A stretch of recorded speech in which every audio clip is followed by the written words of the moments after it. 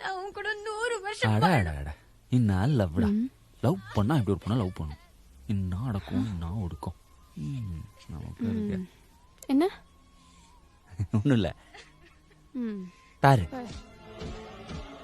இனிமே இப்படி பண்ணுவேன். கல்யாணம் பண்ணா ஜோதிகா மாதிரி ஒரு பொண்ணை கல்யாணம் பண்ணணும்.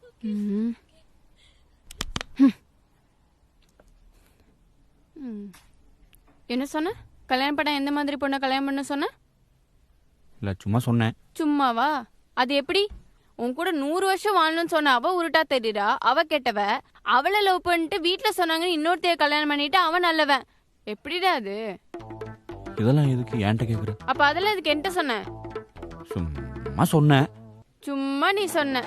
இல்ல